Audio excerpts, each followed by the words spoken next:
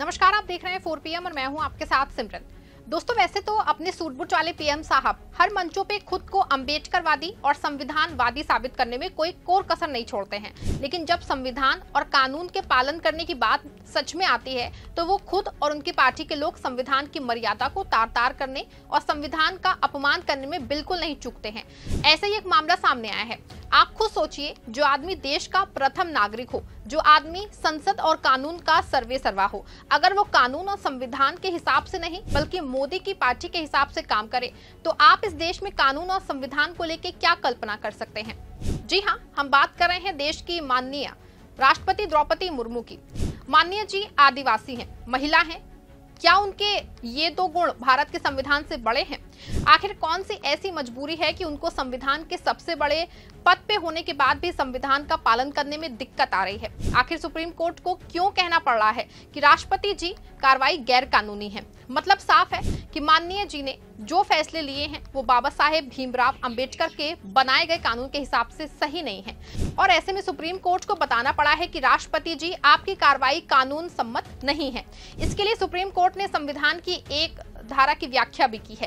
पूरा मामला क्या है, वक्फ कानून से इसका क्या लेना देना है, ये सब कुछ हम आपको अपनी इस रिपोर्ट में बताएंगे। साथ ही इस पर भी चर्चा करेंगे कि कैसे पूरे मामले में पीएम मोदी का चेहरा बेनकाब हुआ है।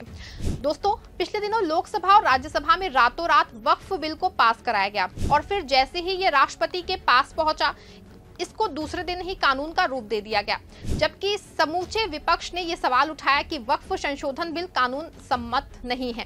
इस बिल में कई कानून की मूल भावना के साथ खिलवाड़ किया गया है, लेकिन माननीय राष्ट्रपति ने इस बिल पे विपक्ष को नजरअंदाज करते हुए अपने हस्ताक्षर के साथ कानून का रूप दे दिया। जबकि बिल के सदन में पास होने के बाद all India Muslim personal law board के लोग राष्ट्रपति से मिलने भी गए, लेकिन राष्ट्रपति जी की ओर से कोई टीका टिप्पणी नहीं की। आखिर में वक्फ बिल वक्फ कानून में बदल गया और इसको लेकर के मुस्लिम समेत कई विपक्षी दल वक्फ कानून में लोकतंत्र के वायलेंस को खत्म करने के लिए सुप्रीम कोर्ट पहुंच चुके हैं और अब 16 अप्रैल को पूरे मामले पे सुनवाई है। लेकिन दूसरी ओर राष्ट्रपति को लेकर जो सुप्रीम कोर्ट की टिप्पणी आई है वो ना सिर्फ चौंका देने वाली है, बल्कि देश के सामने ये गंभीर सवाल भी खड़ा करती है कि आखिर राजनीति का पैमान इतना गिर गया है कि पार्टियों के स्वार्थ के लिए राष्ट्रपति जैसे देश के सर्वे सर्वा पद पे बैठे लोग कानून के साथ खिलवाड़ करेंगे। देखिए, खबर मौजूद है अमर उजाला की। सुप्रीम कोर्ट से खबर आई है। खबर में साफ तौर पे लिखा है, तमिलनाडु के 10 विधेयकों पे राष्ट्रपति की कार्रवाई भी गैर कानूनी। RN रवि मामले में शीर्ष कोर्ट। सुना आपने, देखा आपने, तमिलनाडु मामले के 10 विधेयकों में राष्ट्रपति की कार्रवाई भी गैर कानूनी है। आपको बता दें कि तमिलनाडु में राज्यपाल RN रवि ने सरकार के 10 विधेयकों को रोक रखा था। जब इस पे कोई कार्रवाई राज्यपाल की ओर से नहीं की जा रही थी तो तमिलनाडु की सरकार इस मामले को लेकर सुप्रीम कोर्ट पहुंची थी।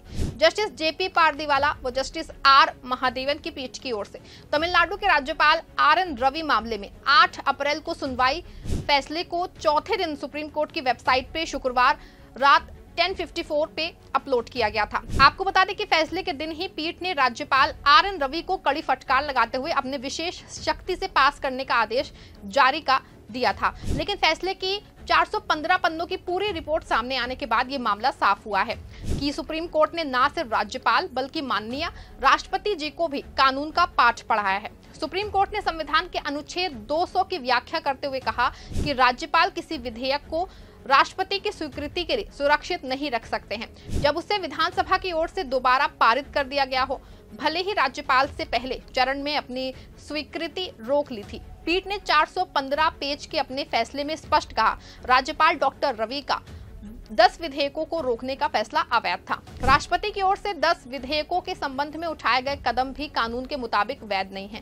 पीठ ने कहा कि जब ये 10 विधेयक विधानसभा में पारित होने के बाद दूसरी बार राज्यपाल के समक्ष पेश किए गए तो इन विधेयकों को राज्यपाल से स्वीकृत माना जाए। शीर्ष अदालत ने अपनी रजिस्ट्री को इस फैसले की प्रति सभी हाईकोर्ट और सभी राज्यों के राज्यपालों के प्रधान सचिव को भेजने के निर्देश दिए।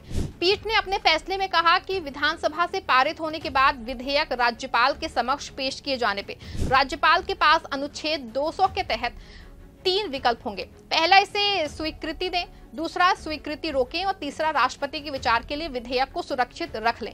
पीठ ने कहा कि जहां राज्यपाल किसी विधेयक को राष्ट्रपति के विचारार्थ सुरक्षित रखते हैं और राष्ट्रपति उस पर अपनी सहमति नहीं देते हैं, वहां राज्य सरकार को शीर्ष अदालत में जाने का अधिकार होगा। जब राष्ट्रपति अनुच्छेद 201 के तहत स्वीकृति के लिए उनके समक्ष किसी विधेयक पे निर्धारित समय सीमा के भीतर निर्णय नहीं लेते, तो भी राज्य सरकार को सुप्रीम कोर्ट से परमादेश रिट की मांग का अधिकार होगा। फैसले में कहा गया कि अनुच्छेद 200 में राज्यपाल के लिए समय सीमा निर्धारित नहीं है, लेकिन कहा गया है कि वो जितनी जल्द हो सके फैसला लेंगे। विधेयक को राष्ट्रपति के विचारार्थ रखे जाने की स्थिति में राज्यपाल से अपेक्षा की जाती है कि वो अधिकतम 1 महीने में सहमति देंगे।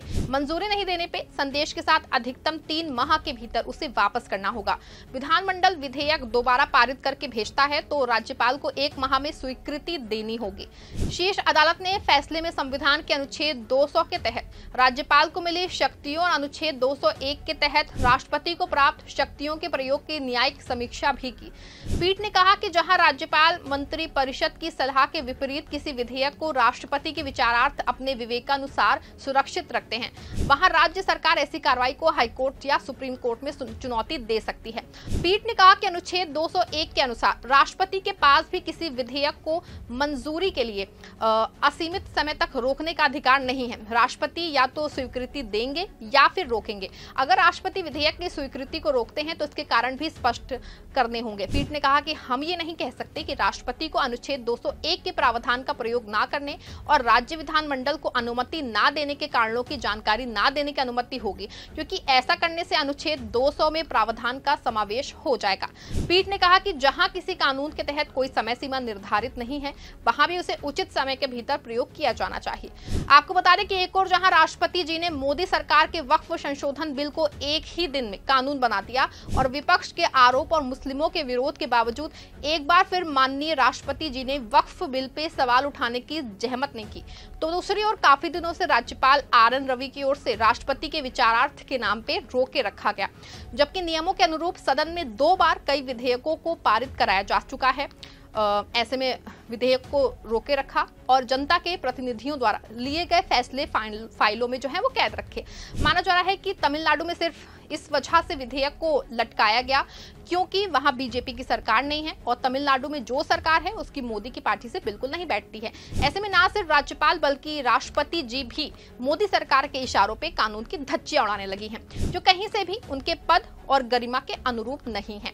आपको बता दूं कि विपक्ष और मुस्लिमों ने जिस तरह से वक्फ बिल का विरोध किया था, कम से कम राष्ट्रपति इतना सवाल तो कैबिनेट और मोदी सरकार से कह सकती थी ना कि वक्फ कानून में संविधान की जिन जिन धाराओं का वायलेंस बताया जा रहा था वो है या नहीं है। आपको बता दें कि अगर ये काम राष्ट्रपति जी ने कर दिया होता तो विपक्ष और मुस्लिमों को सुप्रीम कोर्ट जाने की जरूरत नहीं पड़ती, लेकिन राष्ट्रपति जी ने वक्फ कानून पे ऐसा कुछ भी नहीं किया। लेकिन वहीं दूसरी ओर तमिलनाडु सरकार की ओर से 2 बार पास किया गए विधेयकों को रोके रखा गया। ऐसे में साफ है कि देश के प्रथम नागरिक राष्ट्रपति की ओर से मोदी सरकार के दबाव में 2 तरह की कार्रवाई की जा रही है। आपका इस पूरे मामले पे क्या कहना है? सुप्रीम कोर्ट ने माननीय राष्ट्रपति जी पे जिस तरह की टिप्पणी की है, क्या वो देश और कानून को शर्मसार कर देने वाली नहीं है? आपको नहीं लगता है कि पीएम मोदी के कार्यकाल में राष्ट्रपति पद की गरिमा धूमिल हो रही है? क्या टैक्स पेयर का पैसों से सैलरी लेने वाले राष्ट्रपति जी इसीलिए चुने जाते हैं कि वो सरकार की बंसी बजाएं और देश की जनता और संविधान का हित बिल्कुल भी ना करें? अपनी राय आप कमेंट से बताइएगा और इस खबर को ज्यादा से ज्यादा लाइक और शेयर भी जरूर करिएगा।